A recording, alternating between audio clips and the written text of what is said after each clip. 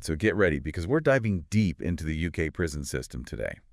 Specifically, we're going to be looking at how different groups interact inside. And we've got some really intense firsthand stuff to unpack from this former inmate, Darren Gee.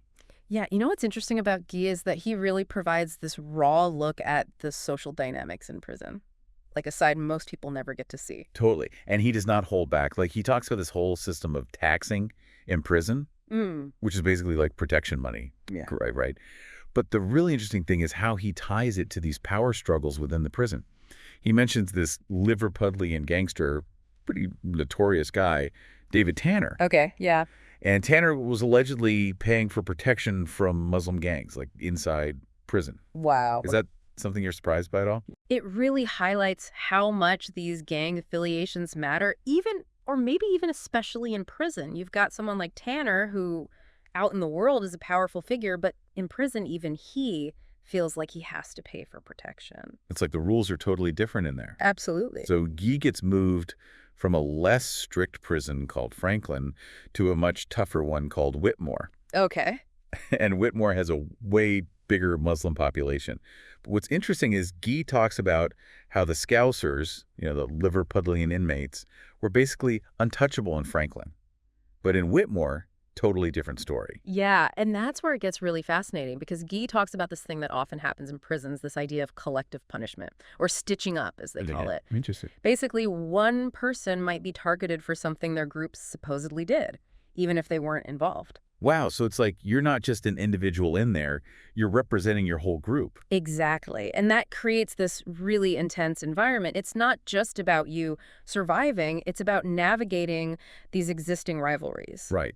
So Guy's suggesting that for some of these guys, paying for protection, as crazy as it sounds, was a way to navigate those dangers. You've got hardened criminals looking for a way to feel safe, but then Guy gets really real and describes the violence at Whitmore. Like, he even compares the difference in fear between someone coming at you with one blade versus multiple blades. It's intense. It's terrifying, and it makes you think about what it does to someone to live with that every single day. Yeah, the mental toll is huge. I mean, imagine the constant fear, the knowledge that something could happen at any moment.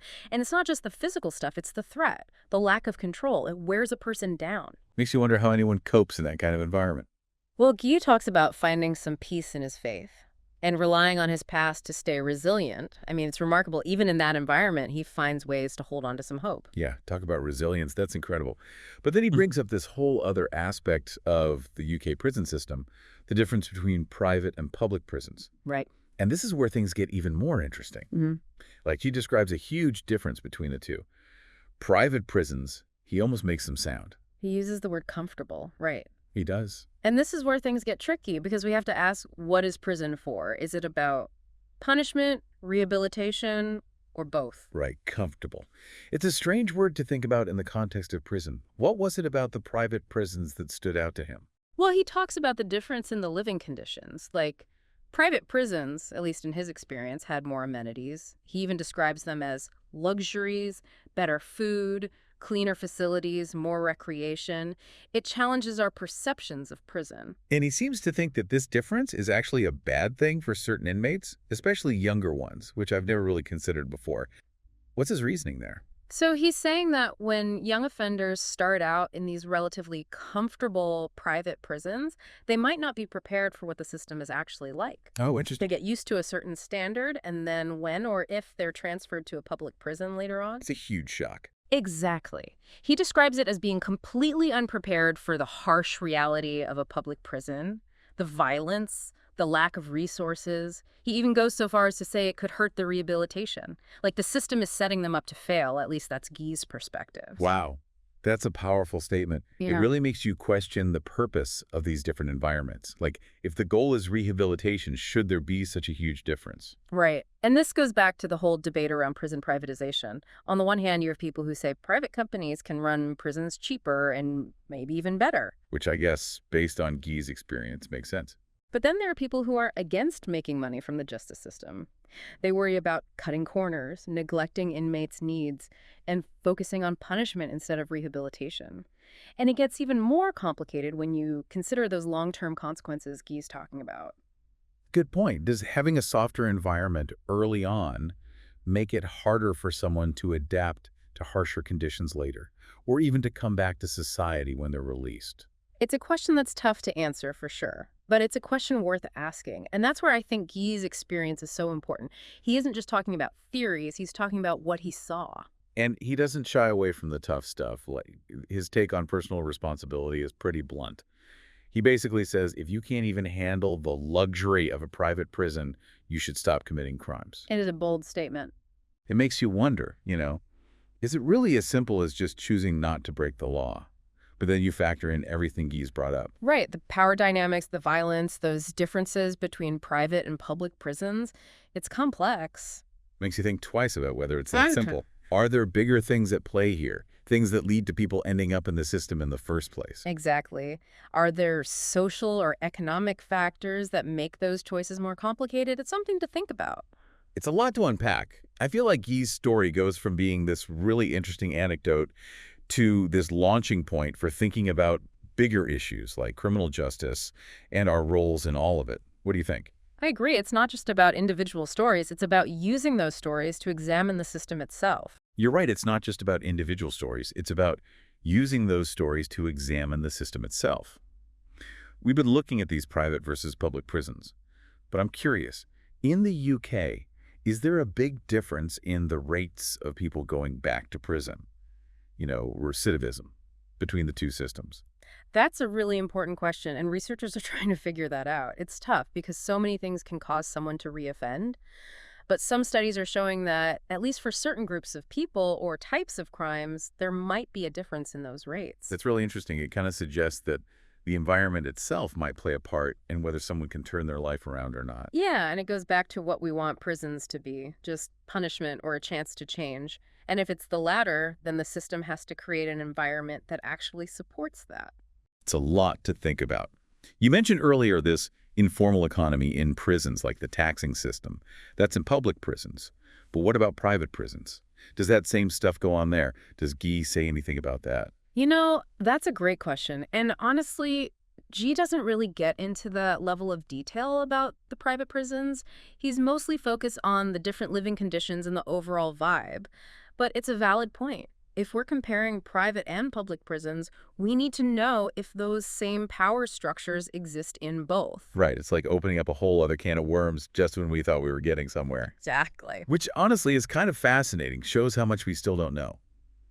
But for someone listening who maybe hasn't thought much about prison life, what would you say is the big takeaway from Guy's story? That's a good question. I think what Guy's story shows us is that the prison system especially is so much more complicated than we realize. It's easy to make it black and white. But Guy's experience, with all its ups and downs, challenges us to look closer, to remember that people are living and working in these places, and to really ask ourselves some tough questions about why we punish, how people change, and what kind of world we're trying to build. It's a call to action, right? It's not enough to just know about these things. We have to actually do something, even if it's hard, even if it means questioning what we believe. And on that note, I think we'll wrap up this deep dive. Thanks for being with us, and a huge thank you to you, the listener, for suggesting this topic. We hope you found it eye-opening, maybe even a little bit uncomfortable, but in a good way. Keep asking those tough questions, and we'll see you next time. It does make you think, when we think about those different types of prisons, private versus public, it makes you wonder about the rates of people going back in. Recidivism. Yeah, exactly. Recidivism. Like, is there a big difference between the two systems in the UK? That's a huge question, and researchers are really digging into that. It's tricky, right? Yeah. So many things can lead someone to reoffend. But there is some research showing that there might be a difference, at least for certain groups or types of crimes. It's still early, though. But it's interesting, right? It suggests that maybe the actual environment plays a role in whether someone can turn their life around. For sure. And it goes back to that core question. What are we trying to do with prisons? Are they just for punishment, or are they supposed to offer a chance to actually change? And if that's the case, then the system needs to be set up in a way that makes that kind of change possible. Totally. It's something to really think about. Earlier we were talking about this kind of informal economy that exists inside prisons, like the whole thing with the taxing and protection. That happens in public prisons. But what about in those private ones? Do those same systems and power structures exist there too? Did G talk about that at all? That's a really interesting question. And Honestly, G doesn't go into too much detail about that side of things in private prisons. He mostly focuses on the differences in living conditions and just the general feel of the two types of prisons.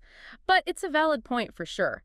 If we're comparing the two, we have to consider if those same power structures are present in both. Oh, it's true. It's like we uncover one thing and 10 more questions pop up. Exactly. It's complicated stuff. It really is. But for someone listening who maybe hasn't spent much time thinking about life inside prison, what would you say is like the biggest takeaway from Guy's story? That's a good question to end on. I think what Guy's story really shows us is that the prison system, especially, is just way more complicated than we often think about. It's really easy to oversimplify things, but his experiences with all the different sides of it, it really challenges us to dig a little deeper, to remember that there are real people living and working in these places, and to ask ourselves some tough questions about why we punish, if and how people can change, or what kind of world we want to live in. It's a call to action. It's not enough to just know about this stuff. We have to actually do something, even if it's hard, even if it means being critical of our own beliefs. And on that note, I think we'll wrap up this deep dive for today.